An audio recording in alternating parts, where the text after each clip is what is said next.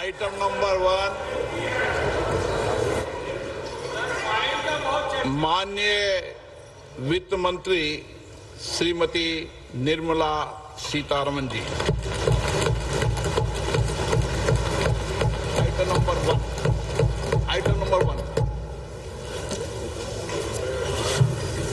Sir, with your permission, I rise to lay on the table a copy each of the following papers, Hindi and English versions, under Article 281 of the Constitution, Report for 2026 to 2031, Volume 1, Main Report of the 16th Finance Commission.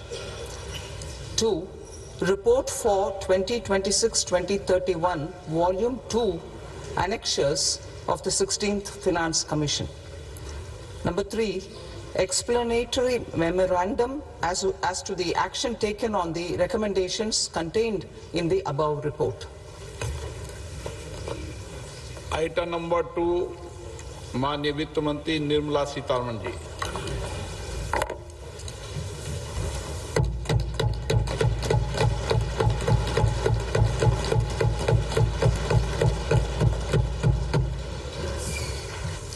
Honorable Speaker, sir, on the sacred occasion of Magh Purnima and the birth anniversary of Guru Ravidas, I present the budget for the year 2026-2027. Since we assumed office 12 years ago, India's economic trajectory has been marked by stability, fiscal discipline, sustained growth, and moderate inflation. This is the result of conscious choices we have made, even in times heightened uncertainty and disruption. Our government, led by Honorable Prime Minister Modi, has decisively and consistently chosen action over ambivalence, reform over rhetoric, and people over populism. We have pursued far-reaching structural reforms, fiscal prudence and monetary stability, whilst maintaining a strong thrust on public investment. Keeping Atmanirbharta as a lodestar, we have built domestic manufacturing capacity, energy security, and reduced critical import dependencies. Simultaneously, we have ensured that citizens benefit from every action of the government, undertaking reforms to support employment generation, agricultural productivity, household purchasing power, and universal services to people. These measures have delivered a high growth rate of around 7% and helped us make substantial strides in poverty reduction and improvement in the lives of our people. Today, we face an external environment in which trade and multilateralism are imperiled and access to resources and supply chains are disrupted. New technologies are transforming production systems while sharply increasing demands on water, energy, and critical minerals. India will continue to take confident steps towards Vikasit Bharat, balancing ambition with inclusion. As a growing economy with expanding trade and capital needs, India must also remain deeply integrated with global markets, exporting more and attracting stable long-term investment. As I begin Part A, I want to express my gratitude to the people for standing firmly with us as we forge our way together towards becoming one of the largest economies of the world.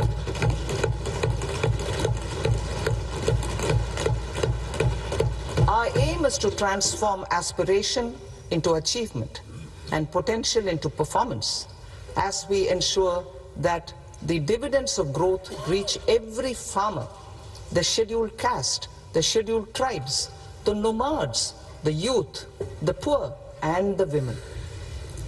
In Vikasit Bharat Young Leaders Dialogue 2026, several innovative ideas were shared with our Prime Minister, which have inspired many of the proposals, making this a unique Yuva Shakti-driven budget.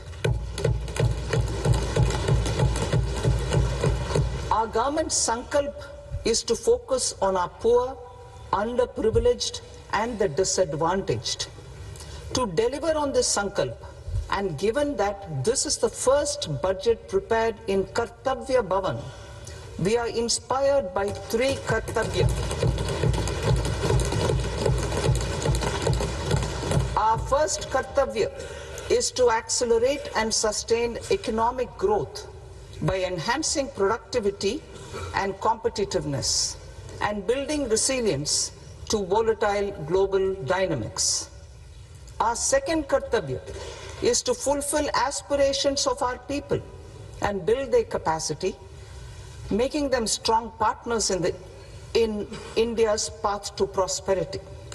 Our third Kartavya, aligned with our vision of Sabka Saath, Sabka Vikas, is to ensure that every family, community, region and sector has access to resources, amenities and opportunities for meaningful participation.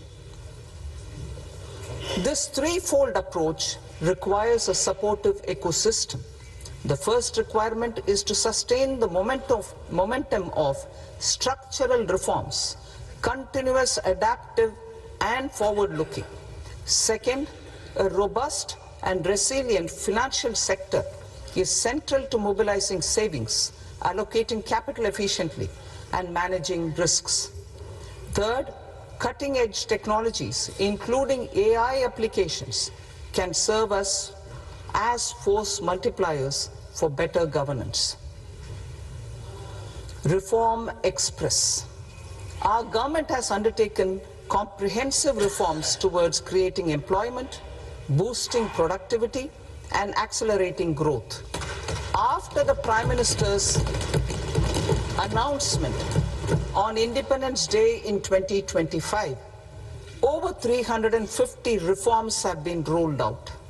This includes GST simplification, notification of labor codes, and rationalization of mandatory quality control orders.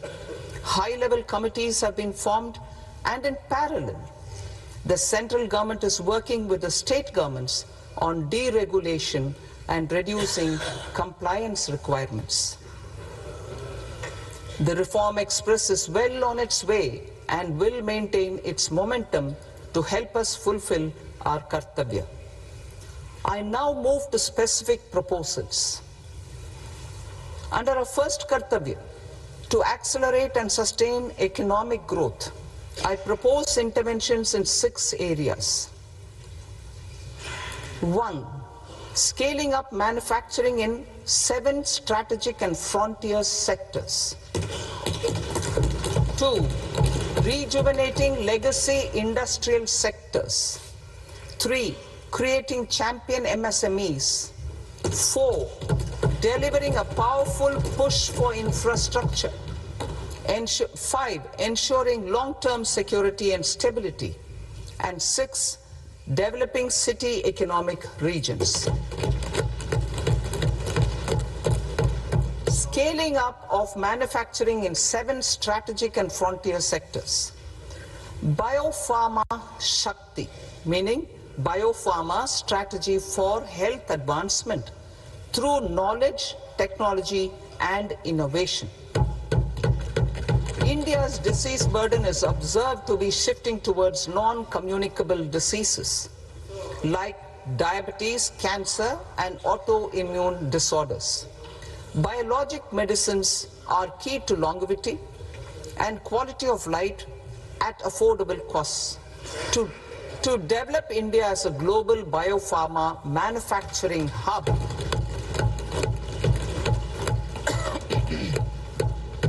I propose the Biopharma Shakti with an outlay of 10,000 crores over the next 5 years. This will build the ecosystem for domestic production of biologics and biosimilars. The strategy will include a biopharma focused network with 3 new national institutes of pharmaceutical education and research, popularly known as NIPERS, and upgrading 7 existing ones. It will also create a network of 1,000 accredited India clinical trials sites. We propose to strengthen the Central Drug Standard Control Organization to meet global standards and approve timeframes through and approval timeframes through a dedicated scientific review cadre and specialists. India's Semiconductor Mission 1.0 expanded India's semiconductor sector capabilities. Building on this, we will launch ISM 2.0 to produce equipment and materials, design full-stack Indian IP, and fortify supply chains. We will also focus on industry-led research and training centers to develop technology and skilled workforce. The Electronics Components Manufacturing Scheme, launched in April 2025 with an outlay of 22,919 crores, already has investment commitments at double the targets. We propose to increase the outlay to 40,000 crores to capitalize on this momentum.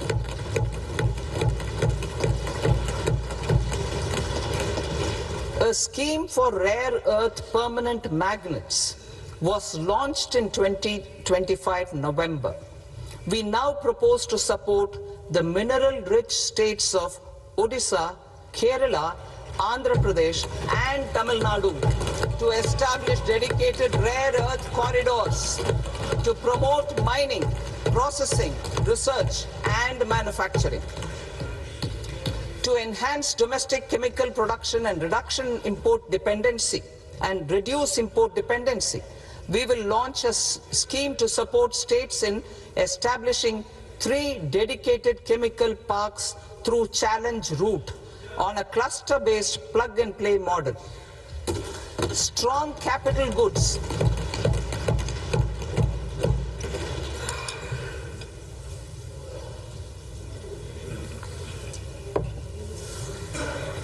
Strong capital goods capability is a determinant of productivity and quality across different sectors. Towards building this capacity, I propose the following.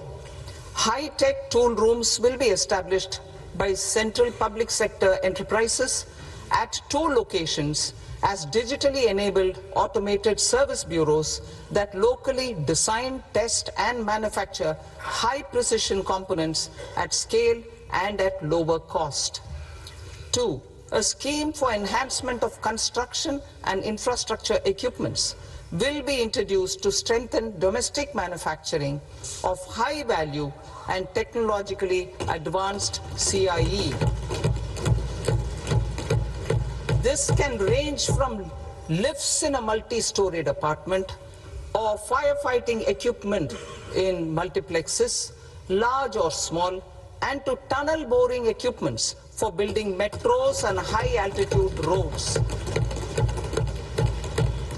I also propose a scheme for container manufacturing to create a globally competitive container manufacturing ecosystem with a budgetary allocation of 10,000 crores over a 5-year period. For the labor-intensive textile sector, I propose an integrated program with 5 subparts. 1. The National Fiber Scheme for self-reliance in natural fibers, such as silk, wool and jute, man-made fibers, and new-age fibers. Textile expansion and employment scheme to modernize traditional clusters with capital support for machinery, technology upgradation, and common testing and certification centers. 3. The National Handloom and Handicraft Program to integrate and strengthen existing schemes and ensure targeted support for weavers and artisans. Tex Eco Initiative to promote globally competitive and sustainable textiles and apparels. Samarth 2.0 to modernize the upgrade the textile skilling ecosystem through collaboration with industry and academic institutions. Further, I propose to set up mega textile parks in challenge mode. They can also focus on bringing value addition to technical textiles. I propose to launch the Mahatma Gandhi Gram Swaraj initiative to strengthen khadi, handloom and handicrafts. This will help in global market linkage and branding. It will streamline and support training, skilling, quality of process and production. This will benefit our weavers, village industries, one district, one product ODOP initiative, and also our rural youth. India has the potential to emerge as a global hub for high quality, affordable sports goods. I propose a dedicated initiative for sports goods that will promote manufacturing, research, and innovation in equipment design as well as material sciences. Rejuvenation of legacy industrial clusters. I propose to introduce a scheme to revive 200 legacy industrial clusters to improve their cost competitiveness and efficiency through infrastructure and technology upgradation. Creating champion SMEs and supporting micro enterprises. Recognizing MSMEs as a vital engine of growth, I propose a three-pronged approach to help them grow as champions. Equity support. I propose to introduce a dedicated 10,000 crores SME growth fund to create future champions, incentivizing enterprises based on select criteria. I also propose to top up the Self-Reliant India Fund set up in 2021 with 2,000 crores to continue support to micro enterprises and maintain their access to risk capital. Liquidity support. With TREDS, more than 7 lakh crore has been made available to MSMEs. To leverage its full potential, I propose 4 measures. 1.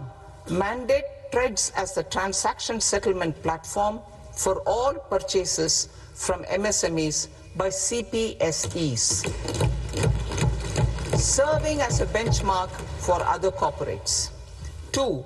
Introduce a credit guarantee support mechanism through CGT-MSE for invoice discounting on TREDS platform. 3. Link GEM with TREDS for sharing information with financiers about government purchases from MSMEs, encouraging cheaper and quicker financing. 4. Introduce TREDS receivables as asset-backed securities, helping develop a secondary market, enhancing liquidity and settlement of transactions. Professional support. Government will facilitate professional institutions such as the ICAI, ICSI, ICMAI to design short-term modular courses and practical tools to develop a cadre of corporate mitras, especially in Tier 2 and Tier 3 towns. These accredited para-professionals will help MSMEs meet compliance requirements at affordable costs. Infrastructure. During this past decade, our government has undertaken several initiatives for large-scale enhancement of public infrastructure, including through new financing instruments such as Infrastructure Investment Trust (InvITs) and Real Estate Investment Trust (REITs), and institutions like NIIF and NABFID. We shall continue to focus on developing infrastructure in cities with over 5 lakh population, that is Tier 2, Tier 3 cities, which have expanded to become growth centers. Public capital expenditure has increased manifold from 2 lakh crore in 2014-15 to an allocation of 11.2 lakh crore in BE 25-26. In this coming year, that is financial year 2026-27, I propose to increase it to 12.2 lakh crores to continue the momentum. To strengthen the confidence of private developers regarding risks during infrastructure development and construction phase, I propose to set up an infrastructure risk guarantee fund to provide prudentially calibrated partial credit guarantee to lenders. Over the years, rights have emerged as a successful instrument for asset monetization. I propose to accelerate recycling of significant real estate assets of the CPSEs through the setting up of dedicated rights. To promote environmentally sustainable movement of cargo, I propose to 1. Establish new dedicated freight corridors connecting Dankuni in the east to Surat in the west. Operationalize 20 new national waterways over the next 5 years, starting with National Waterways 5 in Orissa to connect mineral-rich areas of Talcher and Angul and industrial centers like Kalinga Nagar to the ports of Paradeep and Dhamra. Training institutes will be set up as regional centers of excellence for development of required manpower for these waterways. This will benefit youth in the entire stretch of the waterways to train and acquire skills. Further, a ship repair ecosystem catering to inland waterways will also be set up at Varanasi and Patna.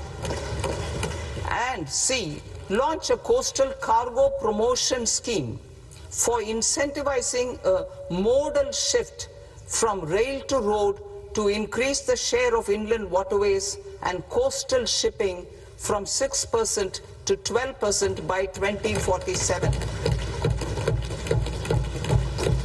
To enhance last mile and remote connectivity and promote tourism, I propose to give incentives to indigenize manufacturing of seaplanes. A seaplane VGF scheme will be also introduced to provide support for operations. Carbon capture, utilization and storage. Aligning with the roadmap launched in December 2025, the carbon capture, utilization and storage technologies at scale will achieve higher readiness and in end-use application across 5 industrial sectors, including power, steel, cement, refineries, and chemicals. An outlay of 20,000 crore is proposed over the next 5 years for this purpose. City economic regions. Cities are India's engines of growth, innovation, and opportunities. We shall now focus on Tier 2, Tier 3 cities, and even temple towns, which need modern infrastructure and basic amenities. This budget aims to further amplify the potential of cities to deliver the economic power of agglomerations by mapping city economic regions based on their specific growth drivers. An allocation of 5,000 crore per CER over 5 years is proposed for implementing their plans through a challenge mode with a reform-cum-result-based financing mechanism. In order to promote environmentally sustainable passenger systems, we will develop 7 high-speed rail corridors between cities as growth connectors, namely Mumbai to Pune, Pune to Hyderabad, Hyderabad to Bengaluru, Hyderabad to Chennai, Chennai to Bengaluru, Delhi to Varanasi, Varanasi to Siliguri.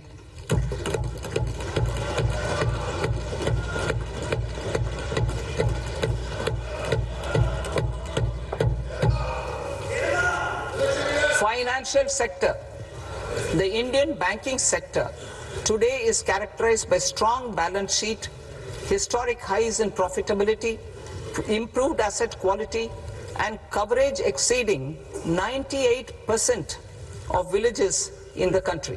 At this juncture, we are well placed to futuristically evaluate the measures needed to continue on the path of reform-led growth of this sector. I propose setting up a high-level committee on banking for Vikasit Bharat. High-level committee on banking for Vikasit Bharat to comprehensively review the sector and align it with India's next phase of growth, while safeguarding financial stability, inclusion, and consumer protection. The vision for NBFCs for Vikasit Bharat has been outlined with clear targets for credit disbursement and technology adoption in order to achieve scale and improve efficiency in the public sector NBFCs. As a first step, it is proposed to restructure the Power Finance Corporation and Rural Electrification Corporation.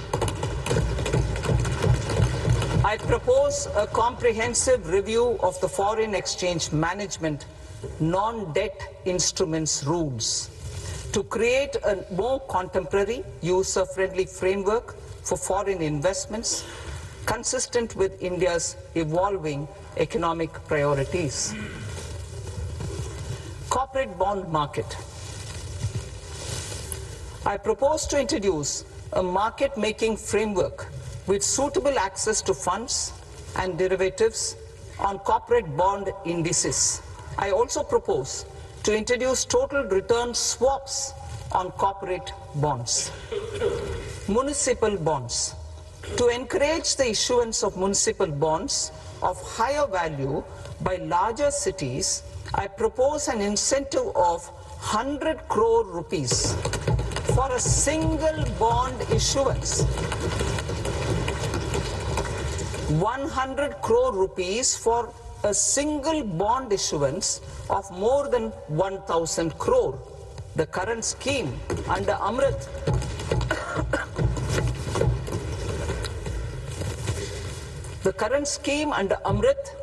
which incentivizes issuances up to 200 crores only, will also continue to support smaller and medium towns. That will also continue to support the smaller and medium towns. Ease of doing business. Individual persons resident outside India, PROI, will be permitted to invest in equity instruments of listed Indian companies through the portfolio investment scheme. It is also proposed to increase the investment limit for an individual PROI under the scheme from 5% to 10%, with an overall investment limit for all individual PROIs to 24% from the current 10%. Emerging technologies including AI. 21st century is technology driven. Adoption of technology is for the benefit of all people. Farmers in the field, women in STEM, youth keen to upskill, and Divyangjan to access newer opportunities. The government has taken several steps to support new technologies through AI Mission, National Quantum Mission, Anusandhan National Research Fund, and Research and Development and Innovation Fund. Our second kartavya is to fulfill aspirations and build capacities. Close to 25 crore individuals have come out of multi-dimensional poverty through a decade of our government's sustained and reform-oriented efforts.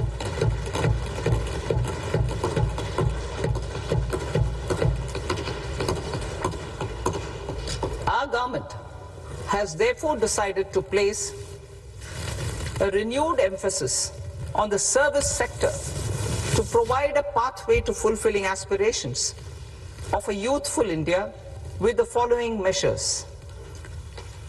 I propose to set up a high-powered Education to Employment and Enterprises Standing Committee to recommend measures that focus on services sector as a core driver of Vikasit Bharat.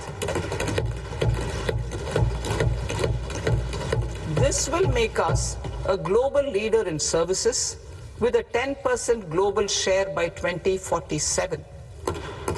The committee will prioritize areas to optimize the potential for growth, employment, and exports.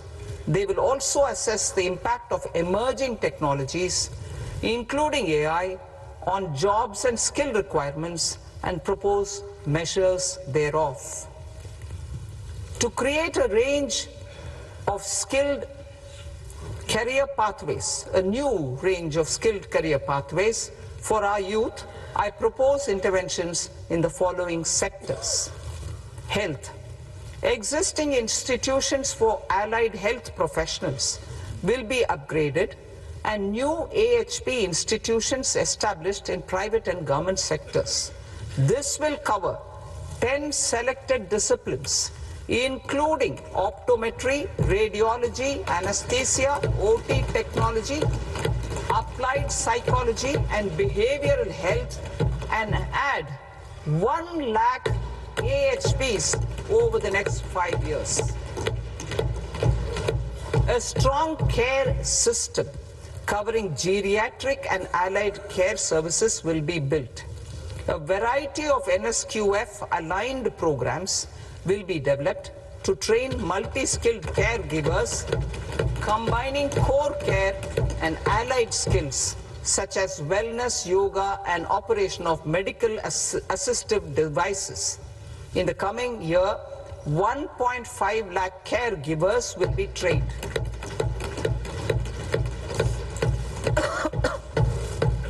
Hubs for medical value tourism. To promote India as a hub for medical tourism services, I propose to launch a scheme to support states in establishing 5 regional medical hubs in partnership with the private sector.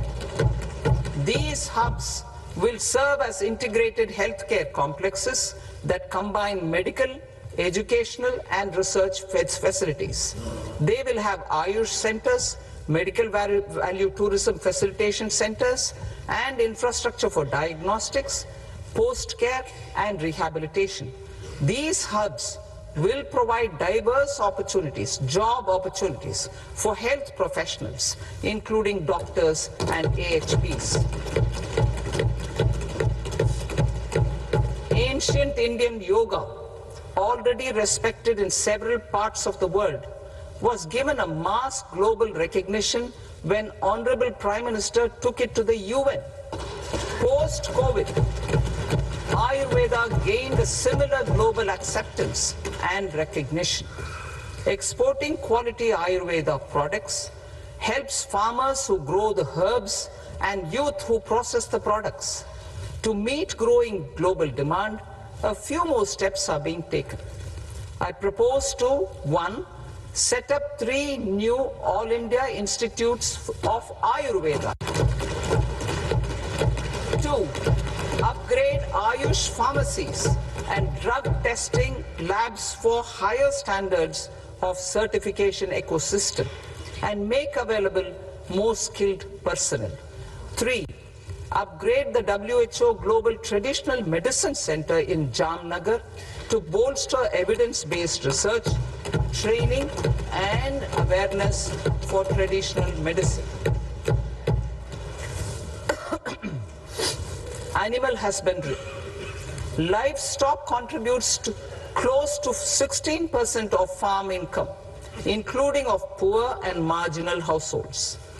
To scale up availability of veterinary professionals by more than 20,000, I propose to roll out a loan-linked capital subsidy support scheme for establishment of veterinary and para-veterinary colleges, veterinary hospitals, diagnostic laboratories, and breeding facilities in private sector.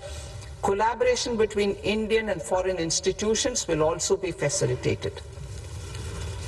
Orange economy. India's animation, visual effects, gaming and comics sector, AVGC sector, is a growing industry projected to require 2 million professionals by 2030. I propose to support the Indian Institute of Creative Technologies, Mumbai, in setting up AVGC content creator labs in 15,000 secondary schools all over the country and 500 colleges. The Indian design industry is expanding rapidly, and yet there is a shortage of Indian designers. I propose to establish, through challenge route, a new National Institute of Design to boost design education and development in the eastern region of India. Education. Our government will support states through challenge route in creating 5 university townships in the vicinity of major industrial and logistics corridors. These planned academic zones will host multiple universities, colleges and research institutions, skill centers and residential complexes. In higher education, STEM institutions, prolonged hours of study and laboratory work pose some challenges for girl students. Through VGF, viability gap funding and capital support, one girls' hostel will be established in every district.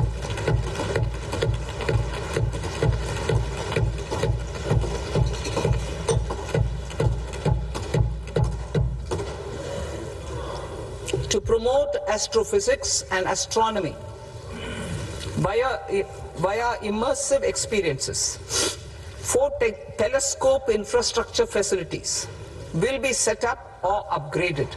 The National Large Solar Telescope, the National Large Optical Infrared Telescope, the Himalayan Chandra Telescope, and the Cosmos 2 Planetarium. Tourism. The tourism sector has the potential to play a large role in the employment generation, forex earnings, and expanding the local economy. I propose to set up a National Institute of Hospitality by upgrading the existing National Council for Hotel Management and Catering Technology.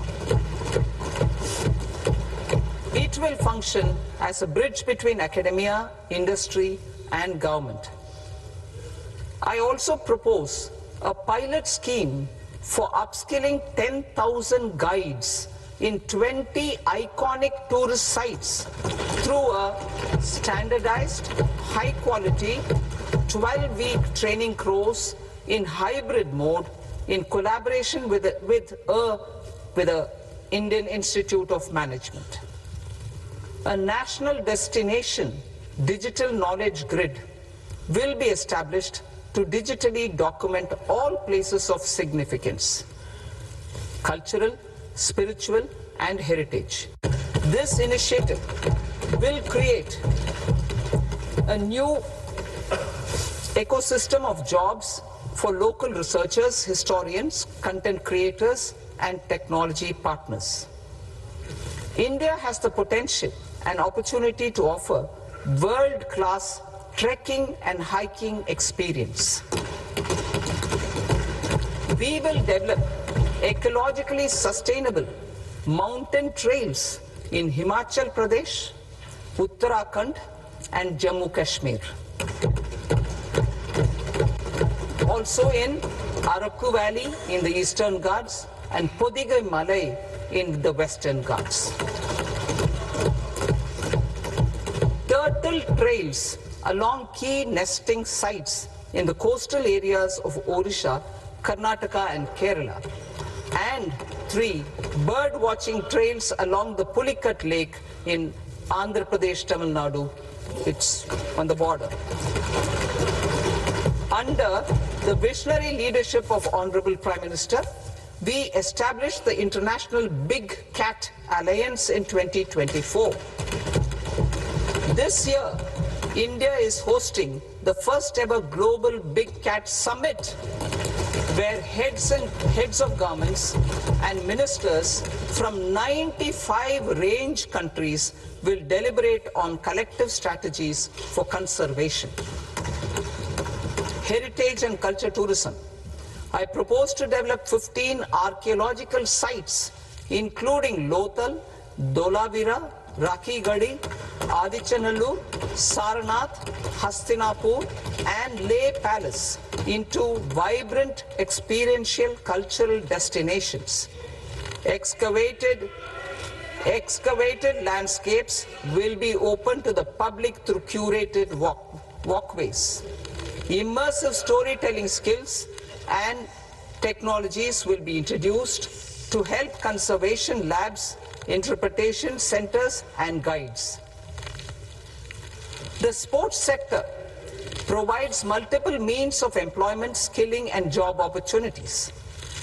Taking forward the systematic nurturing of sports talent, which is set in motion through the Khelo India program earlier, I propose to launch a Khelo India mission to transform the sports sector over the next decade. The mission will facilitate an integrated talent development pathway supported by training centers, which are foundational, intermediate, and elite levels. B, systematic development of coaches and support staff. C, integration of sports science and technology. D, competitions and leagues to promote sports culture and provide platforms. And E, development of sports infrastructure for training and competition. Our third Kartavya aligns with our vision of Sabka Saath, Sabka Vikas towards Vikasit Bharat. This requires targeted efforts for 1, increasing farmer incomes through productivity enhancement and entrepreneurship, with special attention to small and marginal farmers. B, empowering Divyangjan through access to livelihood opportunities, training, and high-quality assistive devices. C, empowering the vulnerable to access mental health and trauma care. D, focus on the Purvodaya states and the Northeast region to accelerate development and employment opportunities. Fisheries. We will undertake initiatives for integrated development of 500 reservoirs and Amrit Sarovars. 2, strengthen the fisheries value chain in coastal areas and enable market linkages involving startups and women-led groups together with fish farmer producer organizations. Animal husbandry. To provide quality employment opportunities in rural and peri-urban areas, we will support the animal husbandry sector in entrepreneurship development through A, credit-linked subsidy program, B, scaling up and modernization of livestock enterprises, C, enhanced creation of livestock, dairy, and poultry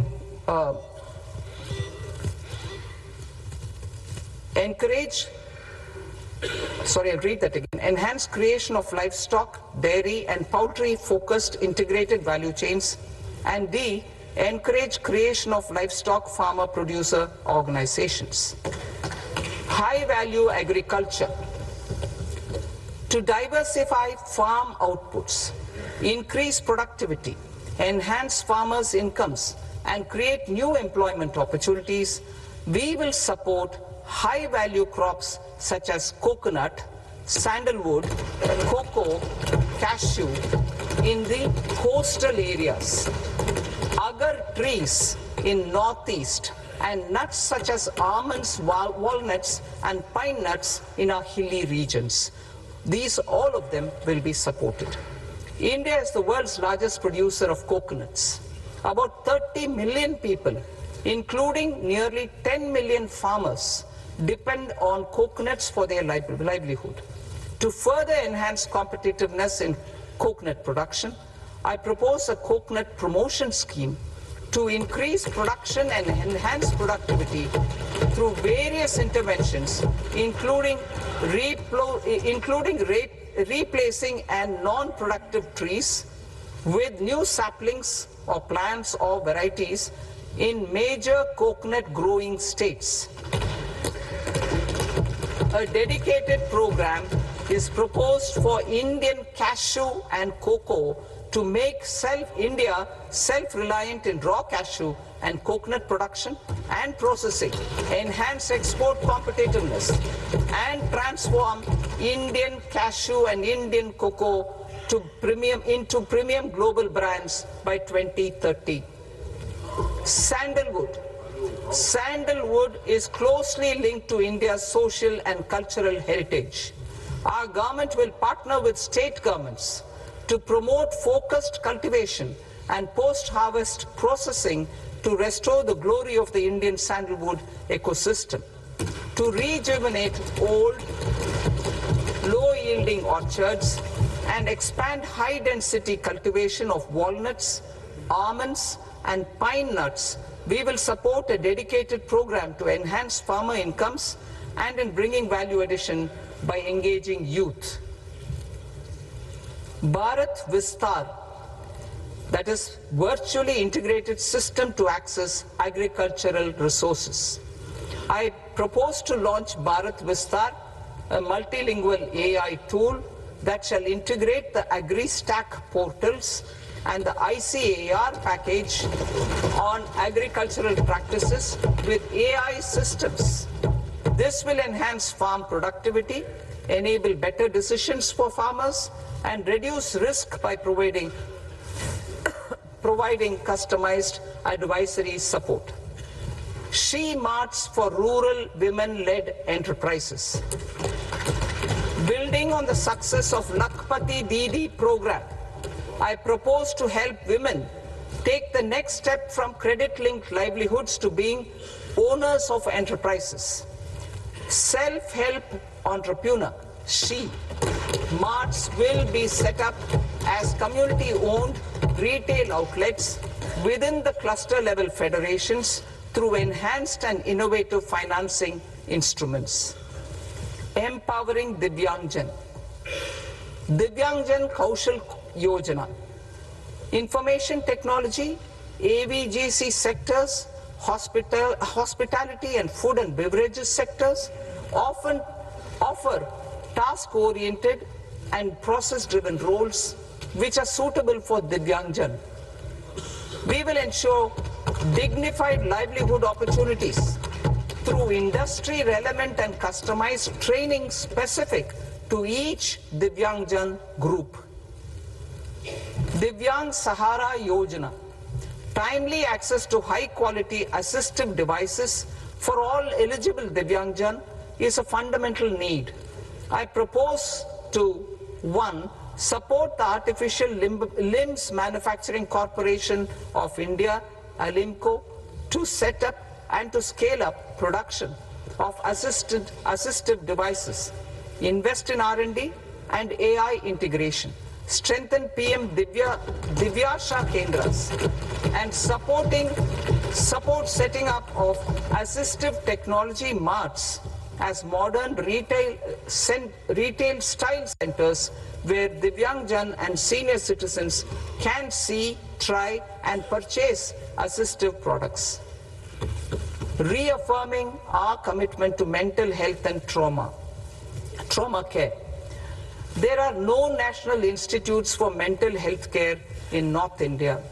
We will therefore set up a NIMHANS 2 and also upgrade national mental health institutes in Ranchi and in Tezpur as regional apex institutions. Emergencies expose families, particularly the poor and vulnerable, to unexpected expenditure. We will strengthen and increase these capacities by 50% in district hospitals by establishing emergency and trauma care centers. Focus on Purvodaya states and northeastern regions. Purvodaya, I propose the development of an integrated East Coast industrial corridor with a well-connected node at Durgapur, creation of 5 tourism destinations in 5 Purvodaya states, and the provision of 4,000 e-buses. Buddhist sites in northeastern region. The northeastern region is a civilizational confluence of Theravada and Mahayana or Vajrayana traditions.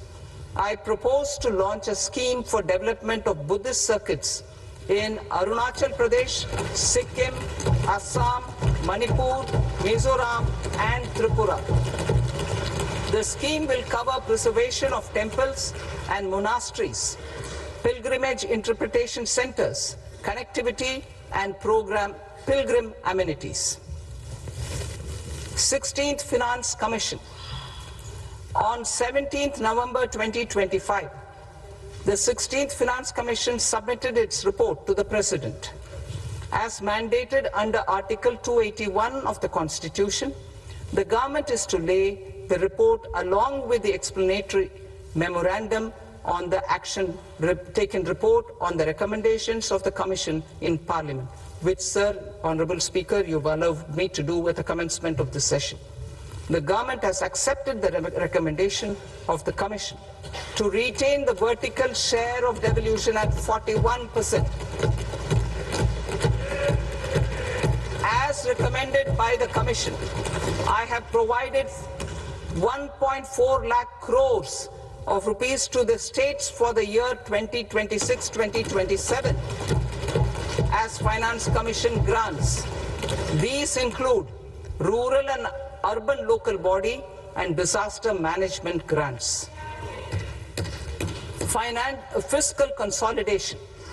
Government has been delivering on our fiscal commitments consistently without compromising on social needs. To strive towards accepted standards of fiscal management in Budget 25-26, I had indicated that the central government would target reaching a debt to GDP ratio of 50 plus or minus 1% by 2030-31. In line with this, the debt to GDP ratio is estimated to be 55.6% of GDP in BE 26-27. compared to 56.1% of GDP in RE 25-26. A declining debt to GDP ratio will gradually free up resources for priority sector lending and expenditure by reducing the outgo on interest payments. One of the main operational instruments for debt targeting is the fiscal deficit. I am happy to inform this august House that I fulfilled my commitment made in 2021-2022 to reduce fiscal deficit below 4.5% of GDP by 25-26. In RE 25-26, the fiscal deficit has been estimated at par with BE of 2025-26 at 4.4% of GDP. In line with the new fiscal prudence path of debt consolidation, the fiscal deficit in BE 26-27 is estimated to be 4.3% of the GDP.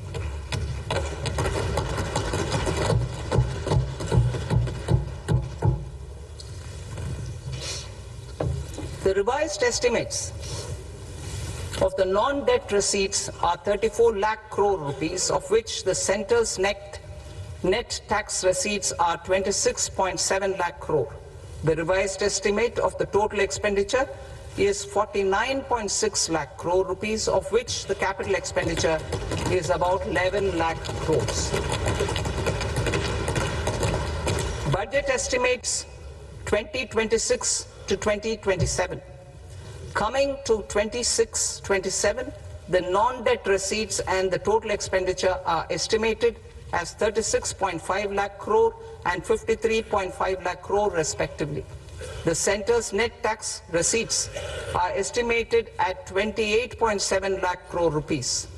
To finance the fiscal deficit, the net market borrowings from dated securities are estimated at 11.7 lakh crore rupees. The balance financing is expected to come from small savings and other sources. The gross market borrowings are estimated at 17.2 lakh crore rupees. I'll now move to Part B. Part B, direct taxes.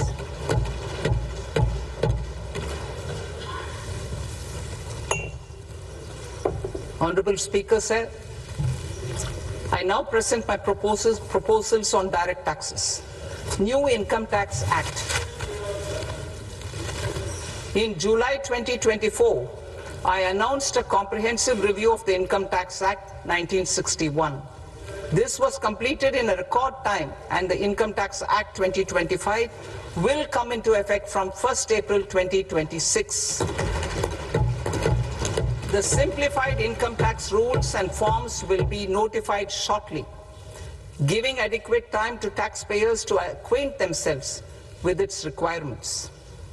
The forms have been redesigned such that ordinary citizens can comply without difficulty. Ease of living. I propose that any interest awarded by the Motor Accident Claims Tribunal to a natural person will be exempt from income tax, and any TDS on this account will be done away with.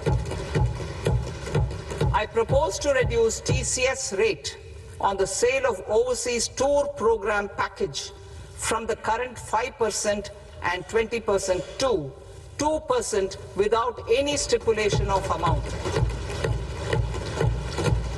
I propose to reduce TCS rate for pursuing education and for medical purposes under the Liberalized Remittance Scheme, popularly known as LRS, from 5% to 2%. Supply of manpower services is proposed to be specifically brought within the ambit of payment to contractors for the purpose of TDS to avoid ambiguity. Thus, TDS on these services will be at the rate of either 1% or 2% only. I propose a scheme for small taxpayers wherein a rule-based automated process will enable obtaining a lower or nil deduction certificate instead of filing an application with the assessing officer. For the ease of taxpayer holding securities in multiple companies, I propose to enable depositories to accept Form 15G or Form 15H from the investor and provide it directly to various relevant companies. I propose to extend time available for revising returns from 31st December to up to 31st March with the payment of a nominal fee. I also propose to stagger the timeline for filing of tax returns. Individuals with ITR 1 and ITR 2 returns will continue to file till 31st July, and non-audit business cases or trusts are proposed to be allowed time till 31st August. TDS on sale of immovable property by a non-resident is proposed to be deducted and deposited through resident buyers and his or her PAN-based challan instead of requiring a TAN, which is a temporary accounting number. To address practical issues of small taxpayers like students, young professionals, tech employees, relocated NRIs, and such others, I propose to introduce a one-time 6-month foreign asset disclosure scheme for these taxpayers to disclose income or assets below a certain size. This scheme would be applicable for two categories of taxpayers, namely A, who did not disclose their overseas income or assets, and B, who disclose their overseas income and or paid due tax but could not declare the asset acquired. For category A, the limit of undisclosed income or asset is proposed to be up to 1 crore rupees. They need to pay 30% of fair market value of asset or 30% of undisclosed income as tax and 30% as additional income tax in lieu of penalty and would thereby get immunity from prosecution. For category B, asset value is proposed to be up to 5 crore rupees. Here, immunity from both penalty and prosecution will be available with a payment of fee of 1 lakh rupees. Rationalizing penalty and prosecution. Multiplicity of proceedings are hindrance to the ease of doing business. I propose to integrate assessment and penalty proceedings by way of a common order for both. There will be no interest liability on the taxpayer on the penalty amount for the period of appeal before the first appellate authority, irrespective of the outcome of appeal process. Further, quantum of prepayment is being reduced from 20% to 10% and will continue to be calculated only on core tax demand. As an additional measure for reducing litigation, I propose to allow taxpayers to update their returns even after reassessment proceedings have been initiated, and an additional 10% tax rate over and above the rate applicable for the relevant year. The assessing officer will then use only this updated return in his proceedings. There is already a framework for immunity from penalty and prosecution in the cases of underreporting. I propose to apply this framework for immunity to misreporting too. However, in such a case, the taxpayer will need to pay 100% of the tax amount as an additional income tax over and above the tax and interest due. Penalties for certain technical defaults, such as failure to get accounts audited, non-furnishing of transfer pricing audit report, and default in furnishing statement for financial transactions are proposed to be converted into fee.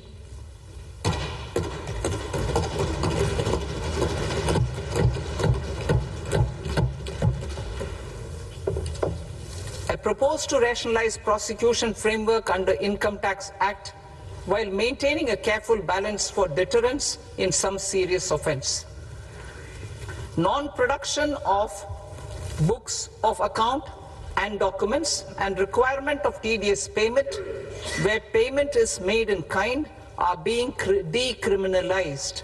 Further, minor offenses will attract fine only. The remaining prosecutions will be graded commensurate with the quantum of offense. They will entail only simple imprisonment with maximum imprisonment reduced to 2 years and power to courts to convert even those into fines. There is no penalty. There is no penalty presently for non-disclosure of non-immovable foreign assets with aggregate value less than 20 lakh rupees. I propose to also provide them with immunity from prosecution with retrospective effect from 1/10/2024.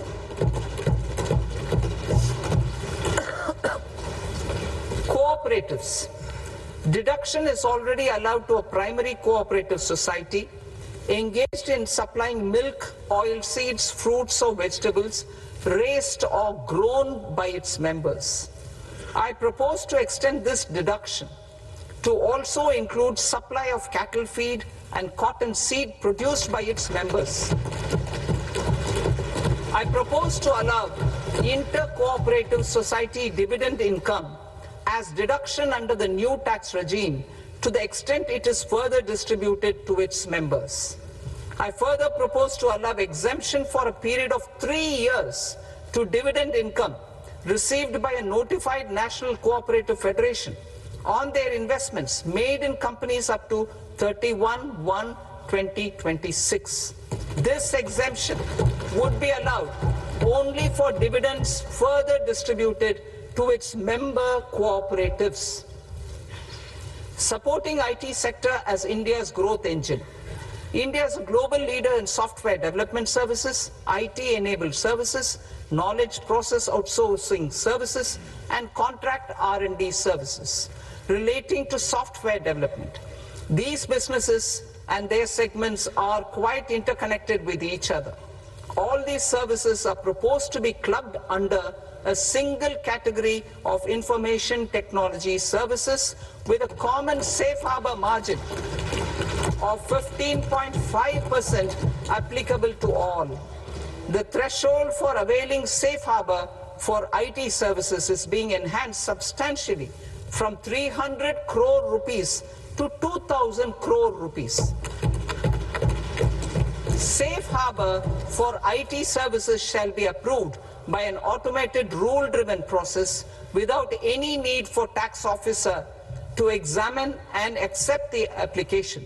Once applied by an IT services company, the same safe harbor can be continued for a period of 5 years at a stretch at its choice.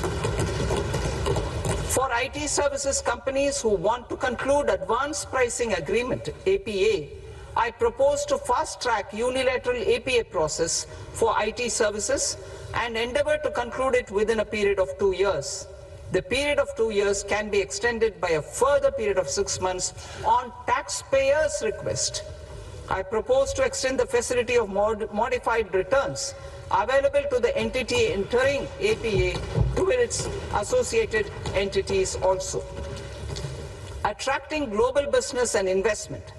Recognizing the need to enable critical infrastructure and boost investment in data centers, I propose to provide tax holiday till 2047 to any foreign company that provides cloud services to customers globally by using data center services from India.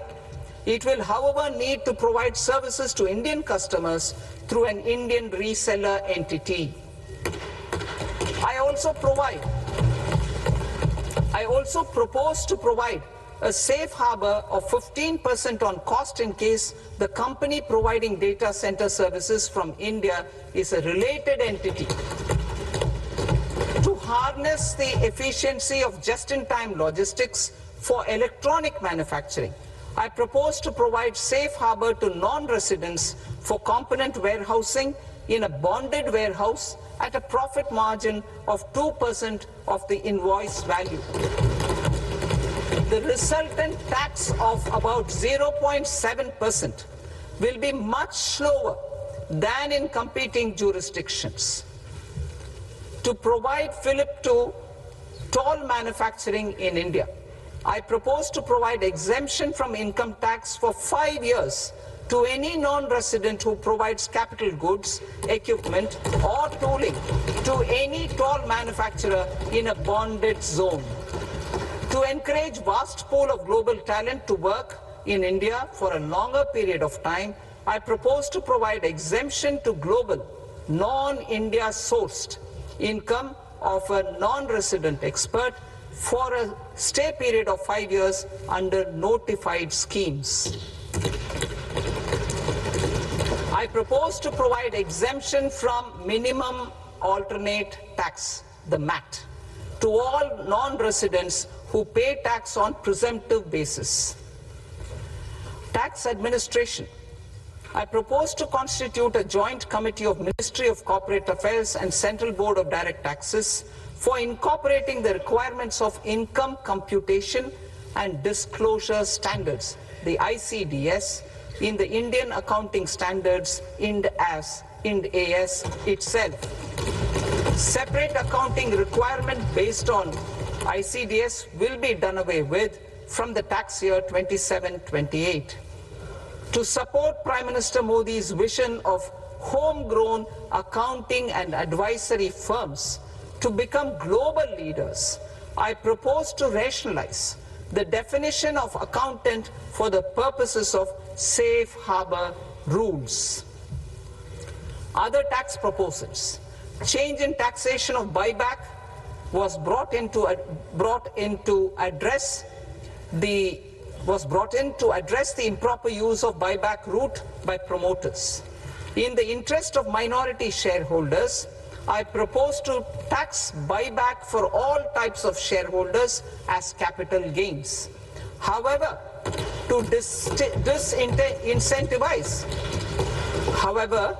disincentivize misuse of tax arbitrage, promoters will pay an additional buyback tax. This will make effective tax 22% for corporate promoters. For non-corporate promoters, the effective tax will be 30%. TCS rate for sellers of specific goods, namely alcoholic liquor, scrap and minerals, will be rationalized to 2%, and that on tendu leaves will be reduced from 5% to 2%. I propose to raise the STT on futures to 0.05% from the present 0.02%. STT on options premium and exercise of options are both proposed to be raised to 0.15% from the present rate of 0.1% and 0.125% respectively.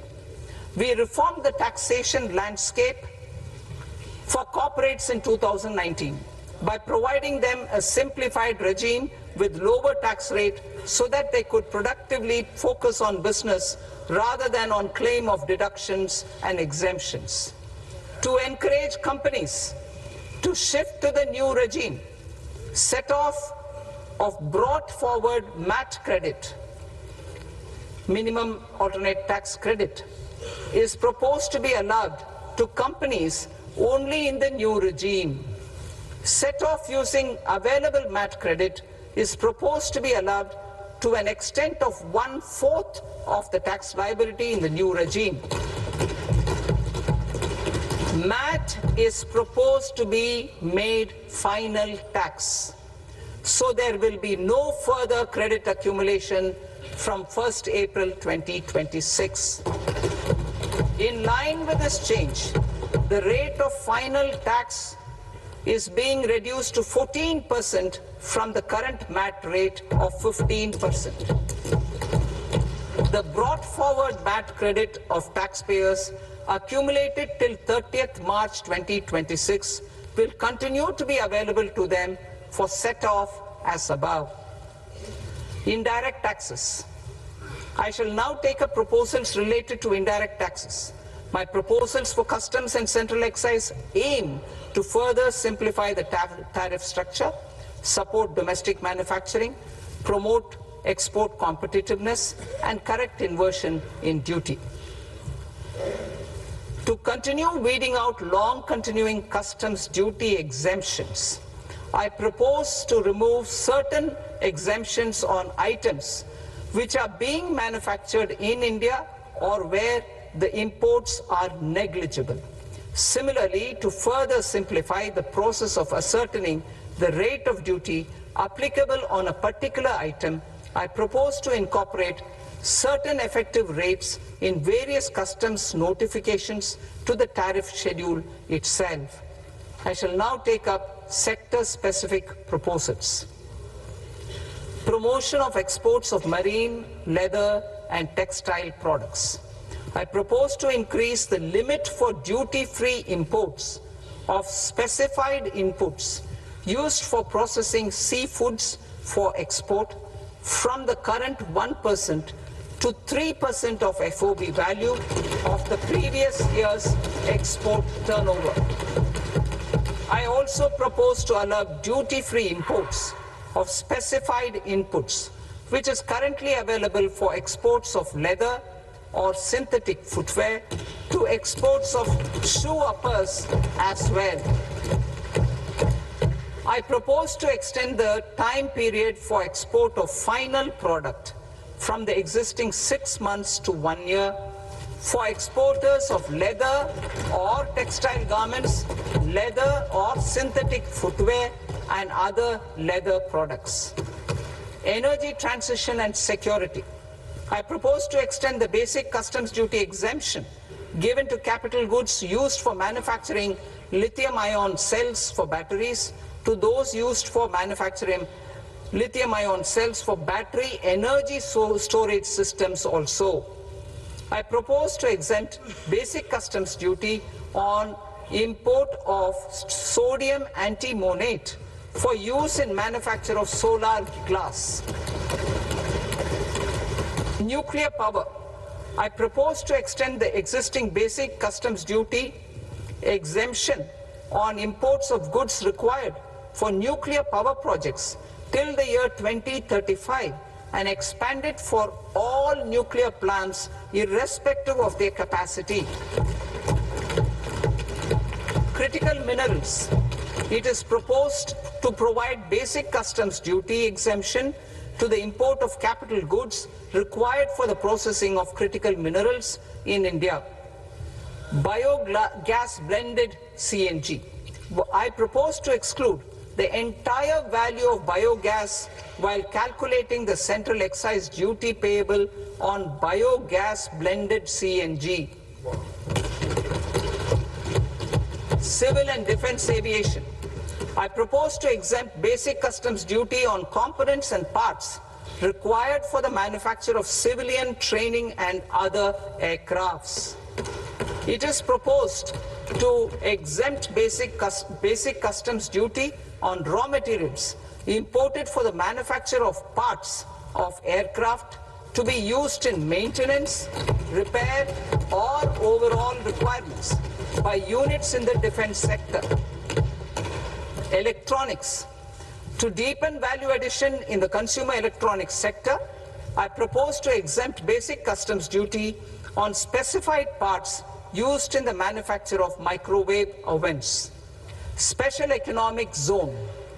To address the concerns arising about utilization of capacity by manufacturing units in the special economic zones due to global trade disruptions, I propose as a special one-time measure to facilitate sales by eligible manufacturing units in SEZs to the domestic tariff area at concessional rates of duty. The quantity of such sales will be limited to a prescribed proportion of their exports. Necessary regulatory changes will be undertaken to operationalize the measures while ensuring level playing field for the units working in the DTA. Ease of living. To rationalize the customs duty structure for goods imported for personal use, I propose to reduce the tariff rate on all dutiable goods imported for personal use from 20% to 10%. To provide relief to patients, particularly those suffering from cancer, I propose to exempt basic customs duty on 17 drugs or medicines. I propose also to add 7 more rare diseases for the purposes of exempting import duties on personal imports of drugs, medicines, and food for special medical purposes used in their treatment. Customs process. India's role and share in the global trade is poised for a major leap in line with our ambition and journey towards Viksit Bharat. In this regard, I propose many measures for custom processes to have minimal intervention for smoother and faster movement of goods and greater certainty to the trade. Trust-based systems. I propose to enhance duty deferral period for Tier 2 and Tier 3 authorized economic operators, known as AEOs, from 15 days to 30 days. I propose to provide eligible manufacturer importers the same duty deferral facility. This should encourage them to get themselves accredited as a full-fledged Tier 3 AEO in due course.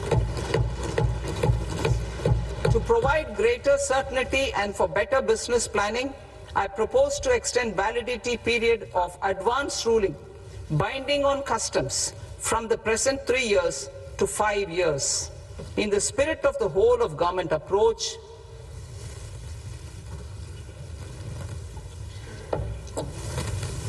government agencies will be encouraged to leverage AEO accreditation for preferential treatment in clearing their cargo. Regular importers with trusted long-standing supply chains will be recognized in the risk system so that the need for verification of their cargo every time can be minimized. Export cargo using electronic sealing. Export cargo using electronic sealing will be provided through clearance from the factory premises to the ship. For import of goods not needing any compliance, filing of bill of entry by a trusted importer and arrival of goods will automatically notify customs for completing their clearance formalities. This will enable goods to be released immediately on arrival. The customs warehouse framework will be transformed into a warehouse operator-centric system with a self-declarations, electronic tracking, and risk-based audit. These reforms will move away from the current system of officer-dependent approvals and reduce transaction delays and ease of doing business. Approvals required for cargo clearance from various government agencies, any compliance requirement, clearance will be done by customs immediately after online registration is completed by the importer, subject to the payment of duty. Customs integrated system will be rolled out in 2 years as a single integrated and scalable platform for all customs processes. Utilization of non-intrusive scanning with advanced imaging and AI technology for risk assessment will be expanded in a phased manner with the objective to scan every container across all the major ports. New export opportunities to support Indian fishermen to fully harness the economic value of marine resources beyond our territorial waters. The following measures will be taken. A.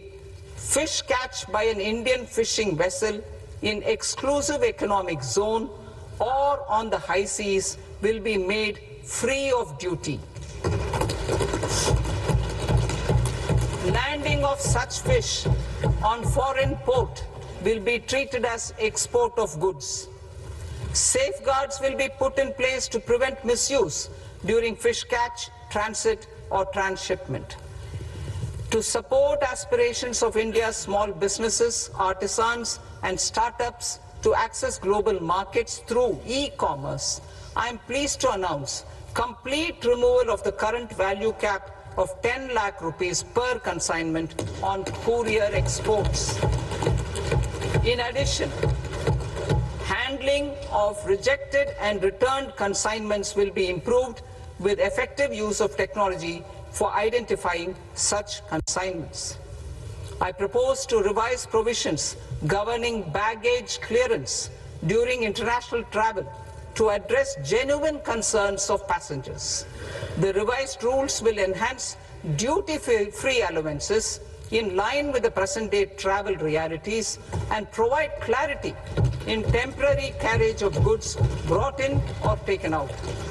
There are honest taxpayers who are willing to settle disputes by paying all their dues, but they get deterred due to negative connotation associated with penalty.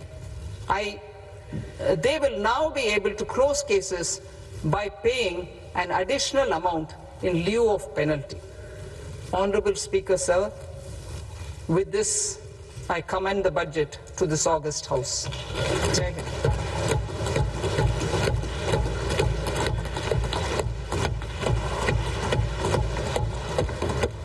One and a half hours.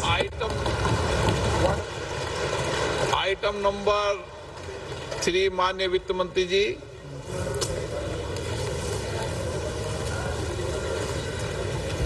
Item number 2, sir. 3। 3.